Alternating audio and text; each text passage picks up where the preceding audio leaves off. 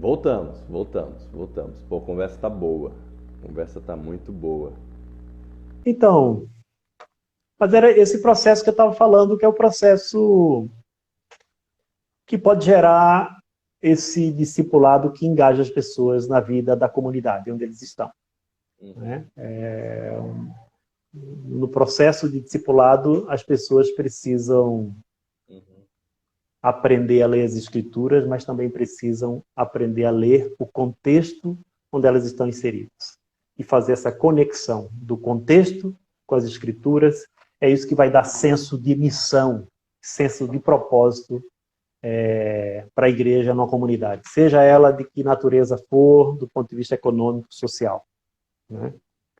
Então, eu penso que essa é uma fraqueza, uma debilidade da igreja brasileira, assim, de uma maneira geral. uhum. Né? Então, numa frase, o contexto onde nós estamos importa. O contexto onde nós estamos importa. O contexto onde nós estamos precisa ser levado em consideração por causa do nosso compromisso com a missão de Deus. Então, o exemplo e a fonte de inspiração é Jesus de Nazaré, né? Que encarnou, que veio aqui para viver aquilo que a gente vive e passar por todas as lutas que nós também passamos. Amém. Amém. Bebeto, tenho algumas outras perguntas para te fazer, mas eu quero fazer a pergunta de uma amiga minha, Ellen Espanholo. Ela pergunta o seguinte: vocês acreditam que as pessoas sairão dessa pandemia mais evoluída no sentido da espiritualidade das pessoas? Você acha que as pessoas podem melhorar depois desse caos todo que a gente está vivendo? Eu tenho esperança que sim. Uhum. Né? Eu tenho esperança. Tem dias que eu tenho esperança que sim, tem dias que eu penso que não, que não vai ter mudança muito significativa, não. Deveríamos aprender, né? Deveríamos perguntar, por exemplo, o que é que o planeta está falando para a gente, o que é que a criação de Deus está falando para a gente. Uhum. Seria muito bom se nós saíssemos dessa melhores. Né? Uhum. Se nós saíssemos dessa mais sensíveis, Uhum. mais solidários, mais misericordiosos, mais humanos, né? Mais gente. Eu tenho esperança que nós podemos aprender muita coisa em meio a essa situação Uhum. de caos, né, que a gente está vivendo. Eu tenho esperança que sim, que nós podemos aprender e aprendendo a gente sair diferente. Amém. Estamos te Tá, vendo e vamos lá. te ouvindo muito bem. A pergunta que eu tenho para você é o seguinte: você falou, na tua fala, tem a abordagem do Antigo Testamento e tem também a abordagem do Novo Testamento com relação à justiça social. Talvez seja até um pouco redundante essa minha pergunta, dada a sua explanação, mas é justamente com a intenção de que você reforce algumas coisas, né? Que você tenha oportunidade até de falar alguma coisa que você possa ter esquecido. Há alguma diferença?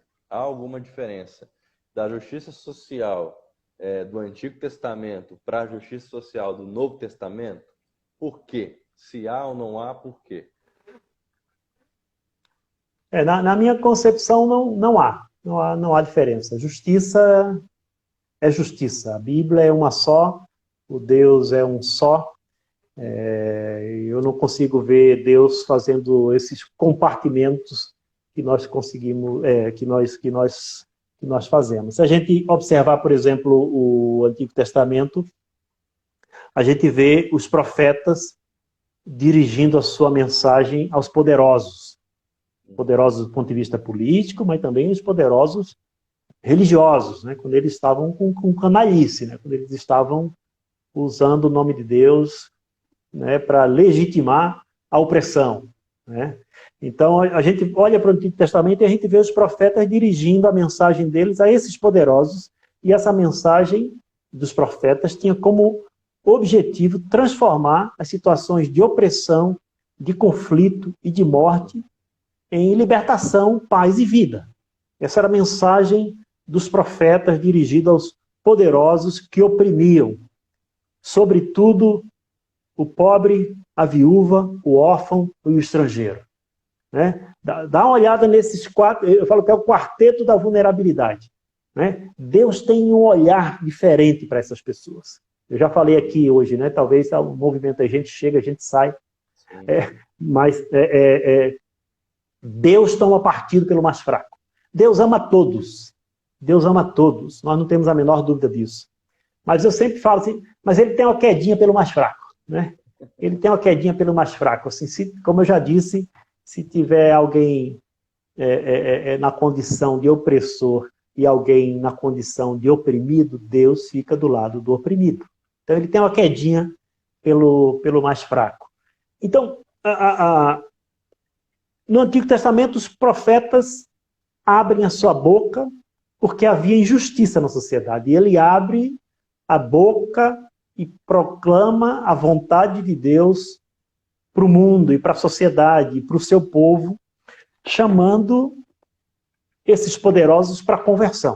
Ou seja, a mensagem dos profetas era uma mensagem que confrontava uma estrutura geradora de opressão e de morte. Tá? Quando a gente vai para o Novo Testamento, esse termo que tem a ver com um vocábulo, né, hebraico, que tem a ver com justiça e com vontade de Deus sendo feita, é o termo shalom. Shalom é um termo extraordinário, um termo hebraico. Shalom, pessoal, que está ouvindo aí, que está participando, shalom é o que existia nos capítulos 1 e 2 de Gênesis. Shalom é harmonia.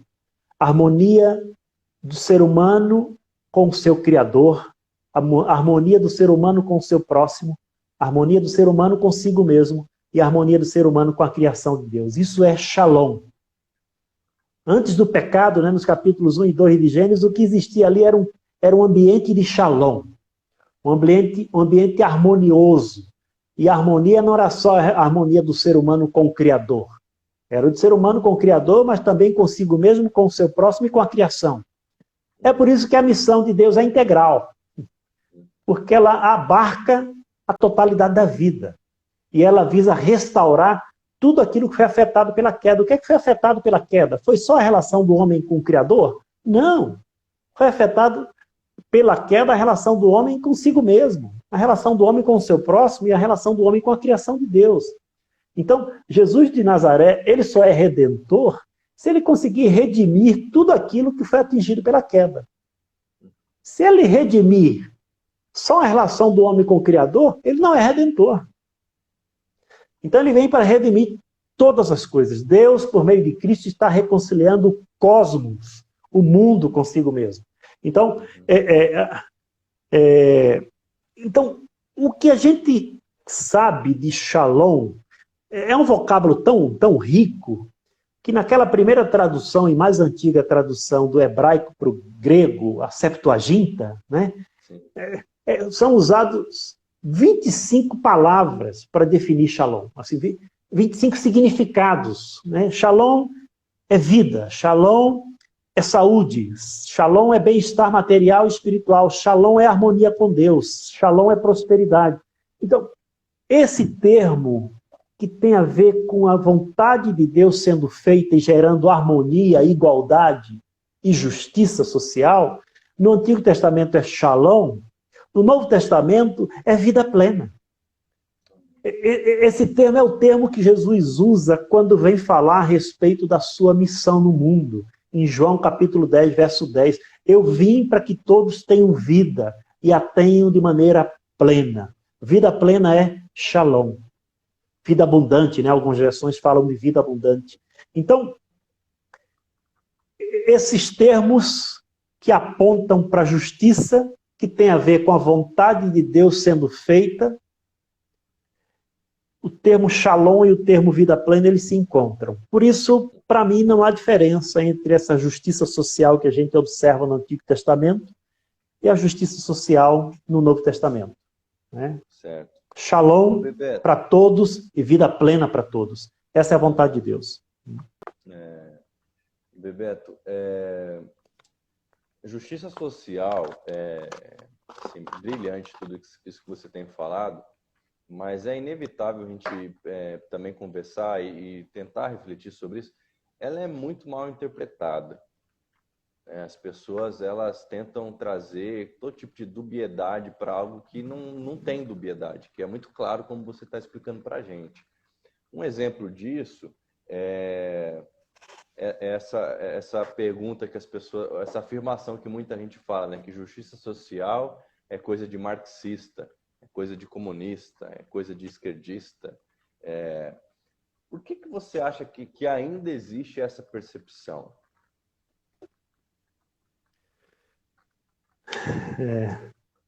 Tem gente que fala isso, né? Tem. Inclusive xingam a gente, né? Eu perguntaria para essas pessoas, né? O Marx nasceu em 1818. Uhum. E acho que morreu com 63, 64 anos de idade. Então, como é que um cidadão que nasce em 1818 influenciou Isaías, por exemplo? Qual foi a influência de Marx sobre a vida de Isaías? Cara? Qual foi a influência do Marx sobre sobre Miqueias? Sobre a vida de Miqueias, sobre a vida de Amós, né? Ou sobre a vida de Jesus de Nazaré? Eu não consigo... a equação não fecha do ponto de vista histórico. Um cara que nasce em 1818, ele não pode influenciar o profeta Amós. Ele pode, pelo contrário, ele pode ser influenciado pelo profeta Amós. Mas ele não pode... Então, assim, eu já pararia por aí, porque Isaías a gente está falando de 700 anos antes de Jesus. Sim. E aí, Isaías abre a sua boca, ele não era marxista, porque ele não conhecia Marx. Ele abre a sua boca e fala para todos qual é... Né? Não era comunista. Ele fala para todos a respeito do jejum agradável a Deus. Isaías 58. Dá uma lida lá em Isaías 58. Sim. E eu não sei se você vai... O Paulo Gomes entrou aí, tá falando, eu amo esse sujeito. Ô, cara, eu também te amo. Lá do Capão Redondo. Ô, o Capão tá presente. Amós. Vamos pensar em Amós. Amós, ele denuncia o luxo excessivo de alguns às custas da exploração da maioria da população. Lê o livro de Amós. Quem acha que justiça social é coisa de marxista, leia o livro de Amós e lembre que Amós profetizou em 745 a.C. e Marx nasceu em 1818. Né? Então, Amós ele faz essa denúncia profética desse formalismo religioso misturado com corrupção, com violação de direitos humanos, com injustiça social. Os sacerdotes, na época de Amós, os sacerdotes haviam se corrompido. O rei passou a controlar o templo. Os profetas em Israel tomaram do vinho do rei. E aí Deus levanta Amós em Judá, um pecuarista, um plantador de figo, para profetizar em Israel, porque a profecia tinha cessado em Israel. Por que a profecia tinha cessado em Israel? Porque não havia profeta? Não, porque os profetas sentaram na mesa do rei e tomaram do vinho do rei. E o rei passou a controlar o templo. O templo não era mais do Senhor, o templo era do rei. E aí Deus levanta Amós em Judá para profetizar em Israel e para fazer essa denúncia. Então, lê Amós, lê Ezequiel. Quem acha que justiça social é coisa de marxista, leia o profeta Ezequiel, leia o profeta Amós, leia o profeta Isaías, leia o profeta Miqueias. Ezequiel, por exemplo, quando ele lembra, ou ele relembra a iniquidade de Sodoma, lembra de Sodoma? Qual foi o pecado de Sodoma que Ezequiel fala? É que tinha muita comida, tinha muito conforto, tinha muita prosperidade, mas eles eram indiferentes para com os pobres e necessitados. Esse discurso é um discurso marxista. Esse discurso é um discurso bíblico, de um Deus que ama a justiça, de um Deus que é provedor. Fantástico. Então tá claro isso? Assim, para mim, tá claríssimo. Se mais então, alguém assim, perguntar, eu vou usar essa resposta. Tá bom. Então, é claro isso. Deus disponibilizou recurso para suprir a necessidade de todos. Mas não há recursos no planeta para suprir a ganância de alguns. Então, nós estamos falando de iniquidade. Nós estamos falando de injustiça. E é uma iniquidade geradora de morte. Se gera morte, como servos daquele que disse, eu sou a vida, a gente precisa se posicionar. A gente precisa se posicionar. A outra opção, sabe qual é? É a omissão. A outra opção é a covardia. A outra opção é se conformar com o atual estado das coisas. Né? Então, o tema da justiça social é um tema absolutamente central nas Escrituras. Central. O Deus da Bíblia é justiça, ama a justiça e exige que seu povo pratique a justiça. Amém. Falando em justiça, do ponto de vista do nosso envolvimento, até mesmo político, como igreja, que tipo de pauta política você acredita que a igreja deve se comprometer? Porque nós temos a famosa e para mim, detestável bancada evangélica, e assim, tem de tudo ali, né? A bancada da Bíblia, como o pessoal fala. Esse pessoal, eles mais atrapalham do que ajudam, a percepção que eu tenho. Mas hoje quem vai falar é você. Quais são as pautas políticas que a igreja deveria se envolver, se engajar, se comprometer com intensidade, sabe? De fato, assim. Ok. A bancada evangélica, ela está bem pouco comprometida com o evangelho. Eu acho que essa distinção entre evangélico e evangelho, ela é um ponto assim básico e fundamental. Né? Eu estou cada dia mais convencido que o Brasil não precisa mais de evangélicos. O Brasil precisa de evangelho. Evangelho. Né? Evangélicos dessa qualidade aí da bancada é melhor que não tenha. Esses camaradas estão jogando lama no rosto de Jesus mesmo. Então, assim, dessa qualidade aí é melhor que não tenha. Então, a bancada evangélica, o ex-líder da bancada evangélica, Eduardo Cunha, é um assassino, cara. É um assassino. Mas não vou entrar nesse assunto, não. Mas, assim, eu sei que em meio à bancada evangélica tem bem pouquinho evangelho. Bem pouquinho. Bem pouquinho. Uma outra coisa que eu acho importante nessa questão da pauta política, da missão política da igreja, a igreja é chamada para ser sal e luz. Sal da terra e luz do mundo. Quando Jesus fala da influência que os discípulos gerariam na sociedade, ele usa essas duas figuras, essas duas imagens. Simples. Ele fala do sal e ele fala da luz. Vocês são o sal da terra. Quando os caras ouvem isso, eles se reúnem e vão fazer uma live. Né?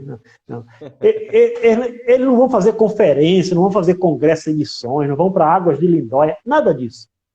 Quando os caras ouvem assim, Jesus falar, vocês são o sal da terra, eles sabem. Eles sabem o que Jesus está dizendo. Porque eles sabiam qual era a função do sal. O sal ele ia impedir que a sociedade...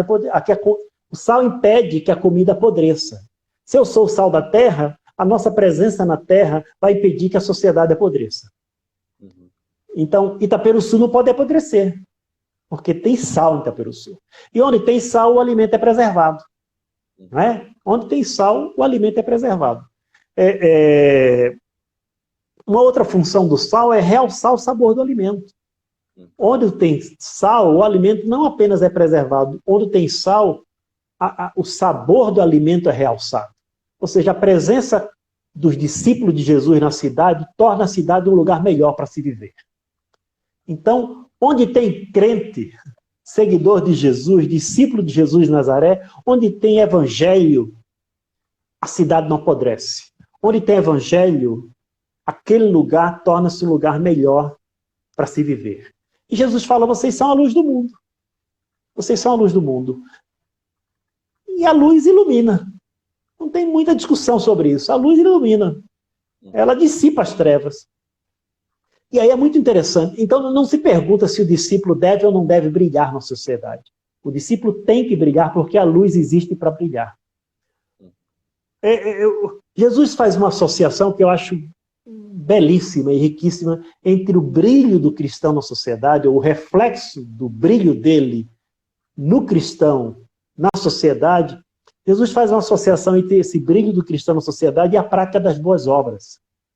Isso é muito interessante, porque Jesus fala, estou falando em Mateus capítulo 5, né, 14, 15, 16, Jesus fala assim, as pessoas vão ver o que vocês estão fazendo e vão glorificar o Pai que está nos céus.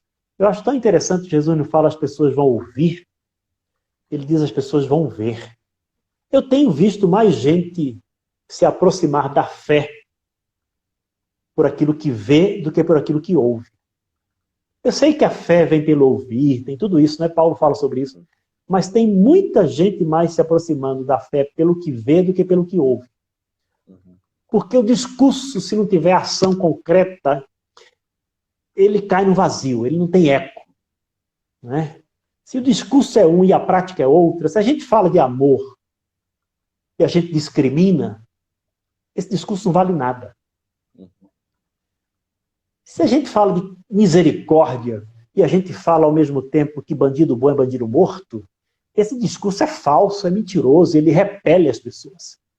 Esse discurso da misericórdia, da graça, ele é repelido pela nossa ação concreta. Misericórdia seletiva, né? Sim, então assim, a pergunta é sobre política, né? Uma coisa... Que a igreja... Uma coisa que precisa estar claro na cabeça, né, dos cristãos é que, primeiro, política não é coisa de político. Política é coisa de quem vive na polis. A polis é a cidade. Então, política não é coisa de político, política é coisa de cidadão. Eu não estou falando de política partidária, eu estou falando de política pública. Eu estou falando de saúde, eu estou falando de educação, eu estou falando de alimentação, eu estou falando de urbanismo, eu estou falando de... Né? Então, esse é um espaço que os cristãos devem operar. Esse é um espaço que os cristãos devem exercer influência. Esse é um espaço que os cristãos devem apontar caminhos, inclusive para o poder público. E não necessariamente ocupando esse espaço via partidos políticos. Nada contra os partidos políticos. Mas meu pai dizia assim, se partido fosse bom, o nome era inteiro. Então, se o nome é partido, não se meta nisso, ele falava. Né? Mas assim, democracia pressupõe partido... Né? Democracia pressupõe partido político. Então, não tem como. Mas eu não estou falando de política partidária. Eu estou falando de política pública. Então, o cristão deve estar envolvido com as causas da cidade.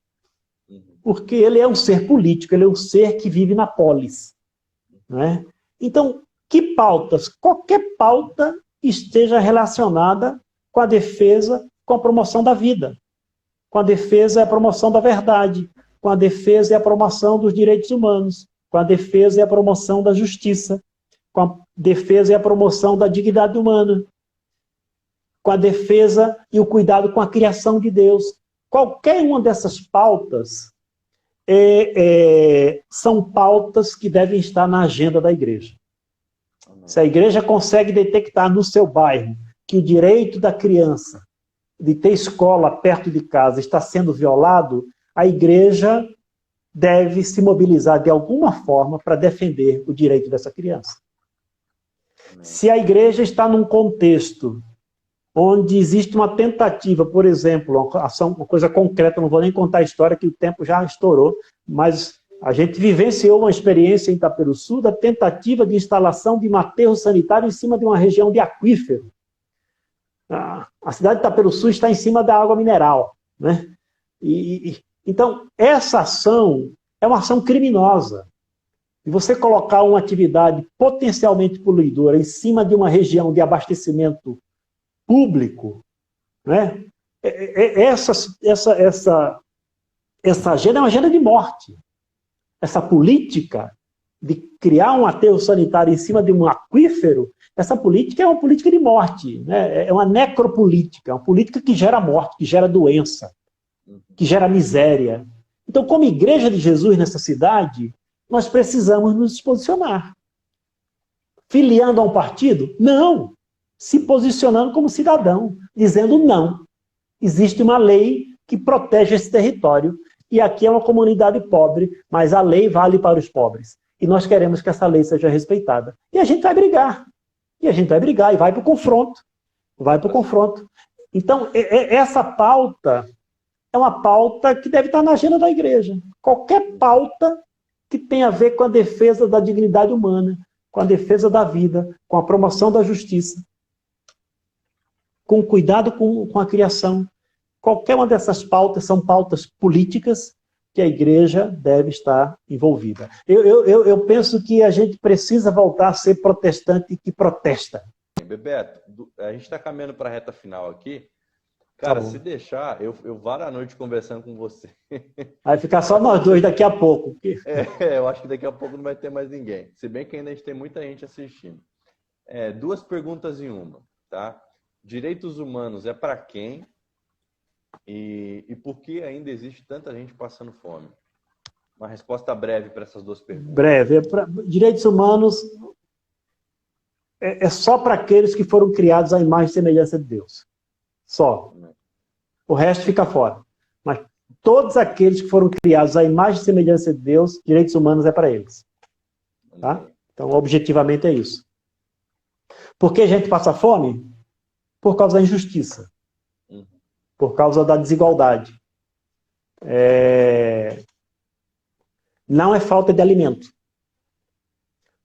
Só um dado, assim, o Brasil produz alimentos suficiente para alimentar uma população de 400 milhões de habitantes. Nós temos 210. E o ano passado nós tínhamos 14 milhões de pessoas que não comem 3 vezes por dia. Então, produz para 400 milhões, tem 210 e tem 14 milhões que não comem 3 vezes por dia. Então, não é mais alimento. É distribuição de alimento. Então, por que tem gente passando fome? Por causa da injustiça. Por causa da desigualdade. Por isso que eu falo, a injustiça mata. A injustiça mata. E se a igreja que segue o Senhor da vida, a promoção da justiça que gera vida tem que ser pauta da igreja. Tem que ser pauta da igreja, porque a injustiça gera morte. Sueli está completando aí, dizendo que é por causa da ganância. Tem gente passando fome porque tem gente retendo riqueza, né? Exatamente, por causa da concentração. Quando a lógica do reino é a lógica da partilha, né? Ô Bebeto, você tem algum hobby, cara? Alguma coisa que você gosta de fazer quando você não está trabalhando? Sei que você trabalha demais, assim. Mas alguma curiosidade sua? Alguma coisa que você faz quando está no tempo livre? Eu gosto de ler. Gosto de mexer no jardim, gosto de mexer com a terra. Certo. Sempre tenho essa... Como que isso se relaciona com a sua fé? Por exemplo, esse lance de mexer na terra. Você consegue fazer relação? Eu sempre penso que a nossa primeira vocação era para ser jardineiro. Todos nós. Deus nos vocacionou para cuidar do jardim. Desde o início. Depois que a gente se meteu a besta e foi fazer um monte de coisa e esqueceu do jardim. Né? O cuidado com a criação é um tema também central nas Escrituras, porque a criação é alvo da redenção de Deus. Né? Amém. Deus vai restaurar o jardim. A Bíblia começa com o jardim e termina com a cidade-jardim. Deus vai restaurar o jardim. E ele conta com jardineiros. Mas assim, se eu perguntar para o povo que está ouvindo aí, qual foi a última vez que você ouviu na sua igreja, no púlpito da sua igreja, uma mensagem sobre o cuidado com a criação? Como uma responsabilidade cristã. Como um papel do cristão. Por que o cuidado com a criação está na Bíblia e não está na agenda da igreja? Aí tem vários temas que são centrais na Bíblia, mas não são centrais nos púlpitos. Tem um conflito de agenda, meu irmão. Tem um conflito de agenda. Então, para mim, cuidar do jardim lembra muito disso. Lembra dessa vocação que Deus fez a todos nós, né, de cuidar da criação. Amém. O Bebeto, fazer aquele famoso ping-pong, aquele pinga-fogo, que alguns chamam, né? Recife ou Curitiba? Em uma palavra só, Recife. Recife. Já que você escolheu o Recife, carne de bode ou picanha? Carne de bode. Experimentei, viu? Esporte ou náutico? Santa Cruz. Santa Cruz, olha. Nem conhecia, né? Nem conhecia. O Santa Cruz é um time fora de série, né? Não é A, não é B, não é C. É Santa Cruz. Saúde ou economia?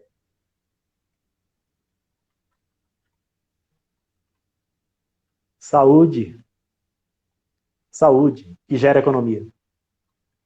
Teologia da prosperidade é? Do cão. Por quê? Não, porque contraria o ensino bíblico, né? Contraria tudo aquilo que Jesus de Nazaré ensinou. Para mim, Jesus foi o homem mais próspero que já pisou na terra. Ele não tinha onde reclinar a cabeça. Então, prosperidade, desde uma perspectiva bíblica, não tem absolutamente nada a ver com o que esse povo está ensinando aí. Né? Isso não apenas não é bíblico, como é antibíblico. É antibíblico. Não vou nem entrar muito em detalhes, né? Mas já alguns deles eu não considero nem mais igreja. Já está na minha classificação como empresa religiosa. Então, assim, não chama isso de igreja, pessoal. Não chama isso de igreja. A lógica ali é outra. Né? Não é reino de Deus, não é igreja. É mercado da fé. O que importa ali é o número de consumidores e o faturamento. É isso. Não tem absolutamente nada a ver com o Evangelho de Jesus de Nazaré. Não tem nada a ver com o reino de Deus. Nada, absolutamente nada a ver. O negócio ali é a quantidade de consumidores e o faturamento. Então, isso não é reino, né? Então, por isso Marina que é do cão. Marina Silva ou Bolsonaro? Não tem nem que... Marina Silva. Não precisa explicar, né? Mas Marina Silva... Não. Basta ter razão e ser racional. Antônio Carlos Costa, lá da Rio de Paz, ou Marcos Feliciano? Antônio Carlos Costa. Estamos juntos. Somos parceiros. Ed René ou Malafaia? Ed René, né, cara? Pelo amor de Deus. O Mala, o nome dele já está dizendo, é mala até no nome, né? Deixa esses caras para lá, porque esses caras estão noutra pauta, em outra agenda. Quando a quarentena acabar, o que você quer fazer primeiro? Quero fazer primeiro. Eu quero visitar as comunidades que eu trabalho e que eu ando. Né? Ver as pessoas de perto. Poder estar junto e reunir com as pessoas. Qual que é o papel da teologia nesse cenário de caos que a gente está?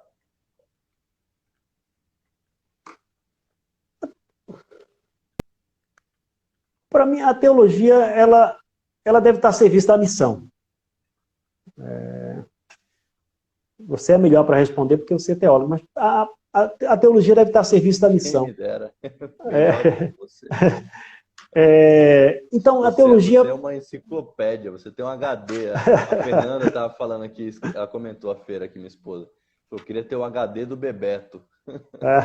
A Sueli está falando para eu ficar quieto. Né? Mas a teologia ela deve estar a serviço da missão da igreja. A teologia ela deve gerar essa reflexão que norteia a missão da igreja e que consegue balizar a missão da igreja, que consegue, a partir dessa reflexão, dizer para a igreja se ela está tendo ou se ela não está tendo êxito no cumprimento da missão de Deus. Para mim, a teologia deve estar a serviço da missão nesse sentido, né? de dar norte, de produzir esse alinhamento da missão de Deus com a missão da igreja, porque a missão da igreja não é outra senão a missão de Deus. Pessoal, qual é a missão da igreja? A missão da igreja é servir a missão de Deus. Amém. A igreja não tem agenda própria. A igreja não tem missão própria.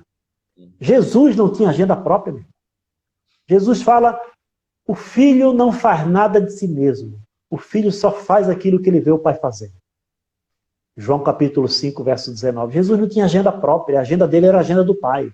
A igreja não tem agenda própria. A agenda da igreja é a agenda do Pai. A missão da igreja é servir a missão de Deus.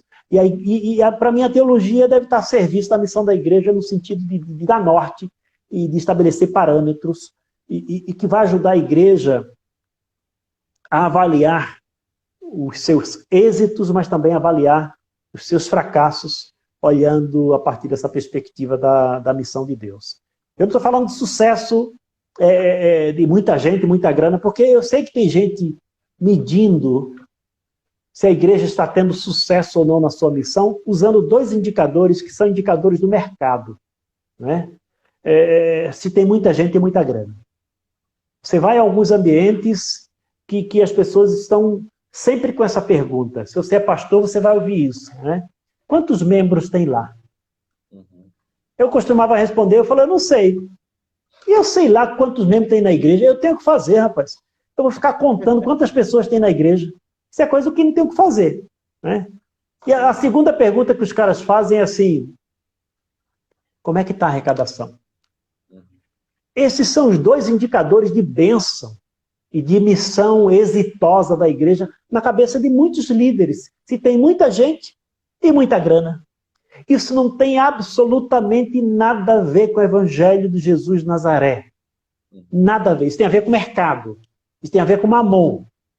A gente está falando de consumidores de produtos religiosos ou consumidores da fé e faturamento. Então, a teologia, ela ajuda a gente a avaliar se nós estamos sendo fiéis à missão que Deus designou para a igreja. A teologia, nesse sentido, deve estar a serviço da missão, porque ela ajuda a igreja a refletir se ela tem sido fiel ao chamado de Deus. Amém. Amém. Eu estou me lembrando, você está falando nessa questão das 2 perguntas que as pessoas falam. Gente, nós estamos realmente acabando, tá? Eu me lembrei de uma história sua, que é quando um pastor fica incomodado com vocês ali em Itaperuçu, que vocês estavam cuidando do pessoal, né? E o cara estava preocupado com as almas, tal. Como é que foi isso? Rapidamente, assim, como é que foi essa resposta para ele? Então, essa preocupação que em muitos lugares, e esse reducionismo que se faz a respeito da missão da igreja ainda é muito comum em muitos lugares, né, no Brasil.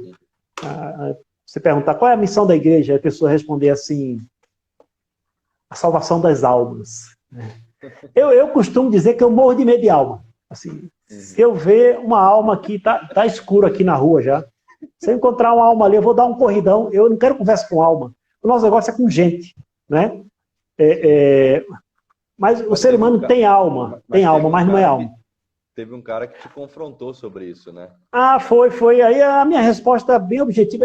É interessante que um dos programas que a gente desenvolvia na cidade, desenvolve,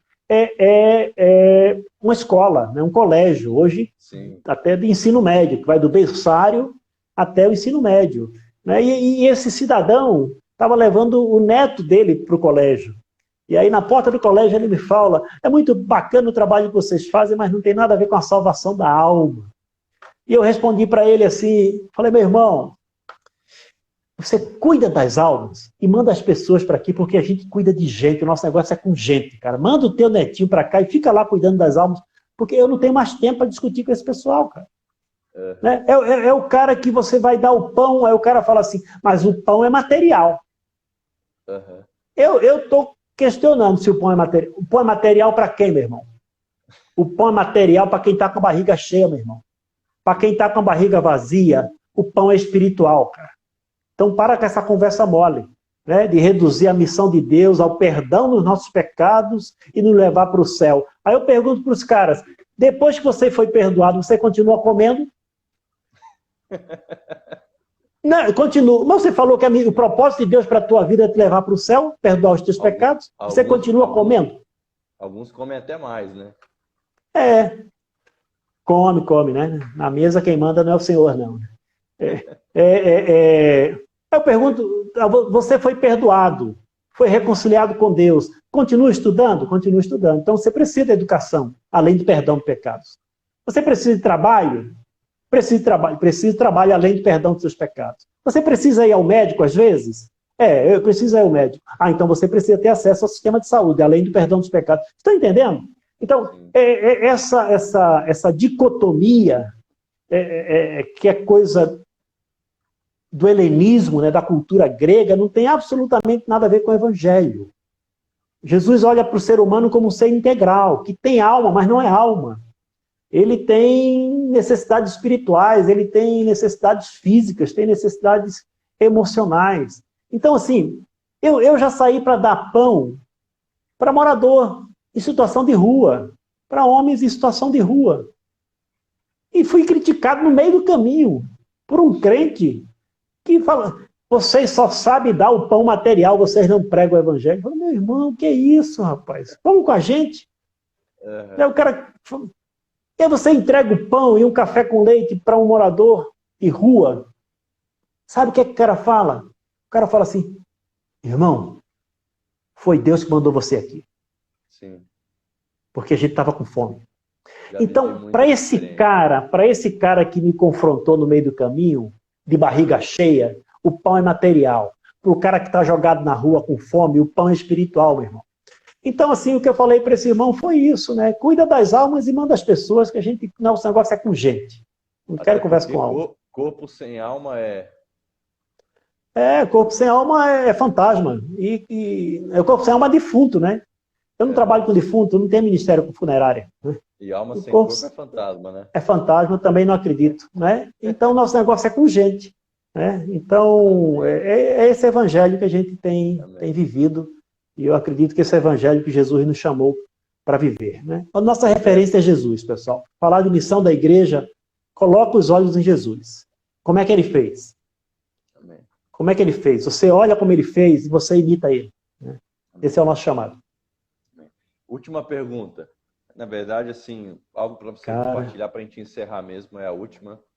Uma oração que você tem, assim, um desejo que você tem para esse tempo, para isso que a gente está vivendo. Também bem rápido, por causa do tempo. Tá. A minha oração tem sido que Deus dê à igreja dele a capacidade de discernir meios para servir as pessoas nessa situação de pandemia.